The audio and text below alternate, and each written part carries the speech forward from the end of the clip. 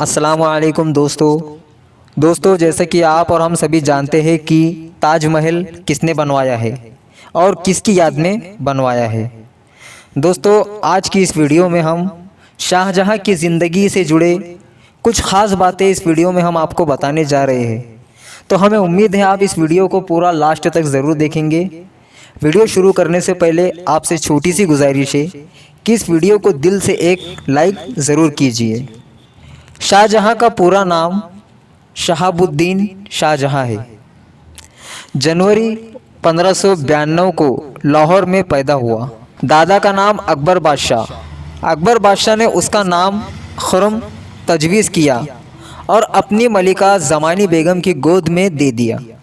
جہانگیر کا انتقال ہوا تو جلدی سے آگرہ پہنچا اور مخالفین کو ختم کر کے 1628 عیسوی میں بادشاہ بنا۔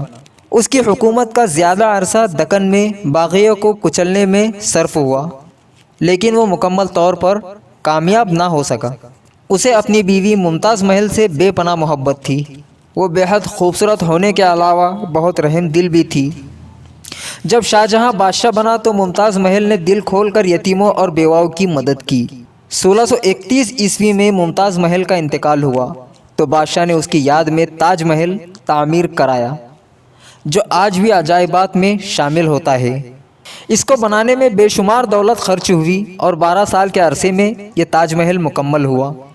اس کے علاوہ موتی مسجد، جامع مسجد، نظام الدین اولیاء کی مزار، شالامار باغ، غرض شاہ جہاں کی بنائی ہوئی ہر عمارت شاندار اور مختلف تھی۔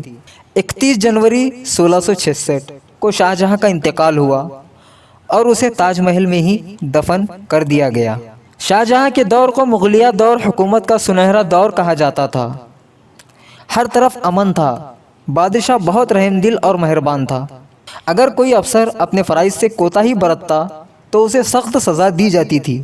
چور مینار بنائے گئے جہاں چوروں کا سر کاٹ کر رکھے جاتے تھے تاکہ دوسرے کو عبرت ہو۔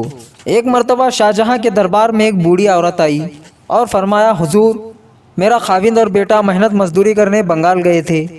عورت نے آنسو بہاتے ہوئے کہا، میرا خاوند تو واپس آ گیا، لیکن بیٹے کو دوسرے ملک کے تاجروں نے اغوا کر لیا۔ آپ بھوکوں کو کھانا کھلا کر ان کی دعائیں لے رہے ہیں اور میں اپنے بیٹے کی جدائی میں تڑپ رہی ہوں، میری مدد کیجیے۔ بڑھیا کی باتوں کی چھان بین کی گئی تو معلوم ہوا کہ پرتگیزی تاجروں نے واقعی اندھیرا مچا رکھا تھا۔ انہوں نے بیگار کیمپ کھول رکھے تھے، تجارت کی آڑ میں بچوں کو اغوا کر کے یورپ کی منڈیوں میں بیچ ڈالتے تھے۔ بادشاہ نے ایک زبردست فوج ان تاجروں کو سیدھا کرنے کے لیے روانہ کی۔ مصیبت یہ تھی کہ بنگال کے حکمران ان تاجروں سے رشوت لے کر خاموش ہو جاتے تھے۔ شاہ جہاں نے ایک بہادر اور دیانتدار شخص قاسم خان کو فوج کا سپہ سالار مقرر کیا، جس نے جاتے ہی علاقے میں اپنی فوج پھیلا دی۔ اس نے پرتگیزیوں کے قلعوں پر زبردست گولہ باری کی۔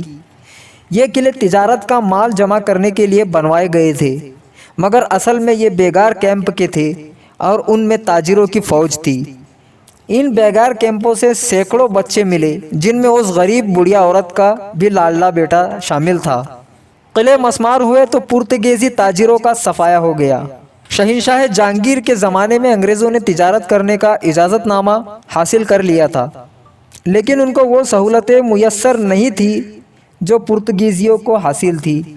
اس زمانے میں ایک ایسا واقعہ رونما ہوا کہ فرنگیوں کے دن پھر گئے۔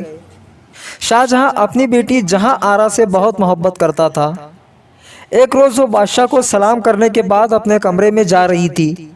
اس نے باریک ریشمی لباس پہن رکھا تھا جو اچانک جلتی ہوئی شمع کے ساتھ جا لگا اور اس کو فوراً آگ لگ گئی۔ شہزادی کے شور مچانے پر کنیزیں اس کی مدد کو دوڑ آئی۔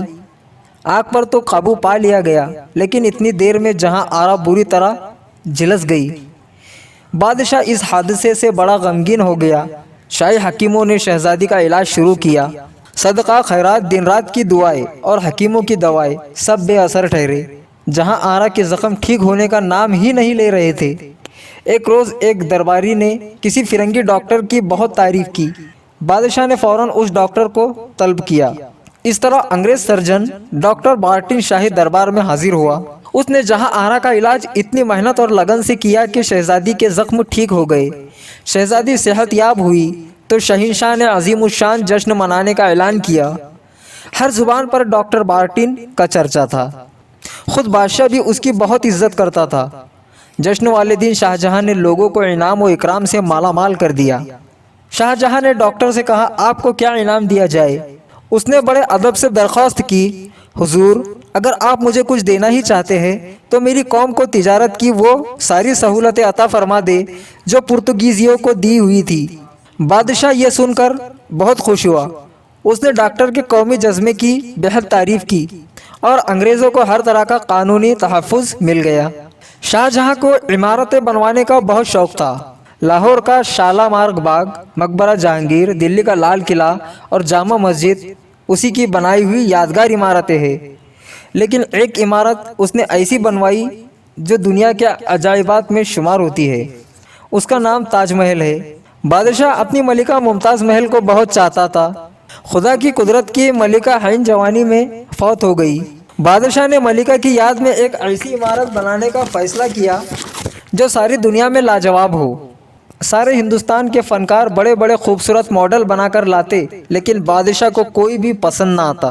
آخر ایک ایرانی فنکار نے ایسی عمارت کا نقشہ پیش کیا کہ بادشاہ بے اختیار پکار اٹھا، خدا کی قسم ہمارے ذہن میں ایسی ہی تصویر تھی۔ بس پھر کیا تھا، ہزاروں کاریگر اور مزدور بادشاہ کی خواب کی تعمیر مکمل کرنے میں جٹ گئے۔ دریائے جمنا کے کنارے سفید رنگ کی ایک ایسی عمارت تعمیر ہوئی کہ لوگ اسے دیکھ کر حیران رہ گئے۔ ایک دفعہ شاہجہاں سخت بیمار ہو گیا۔ شہزادے اس کا تخت حاصل کرنے کے لیے آپس میں لڑنے جھگڑنے لگے۔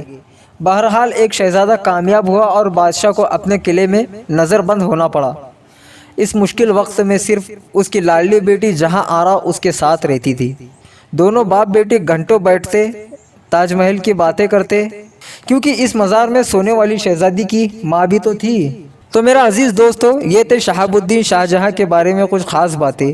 ہمیں امید ہے آپ کو یہ ویڈیو پسند آیا ہوگا۔ اس ویڈیو کو لائک کریں اور اپنے دوستوں میں زیادہ سے زیادہ شیئر کریں، اور شاہ جہاں کے بارے میں آپ کی کیا رائے ہے اسے کامنٹ کرنا نہ بھولیں۔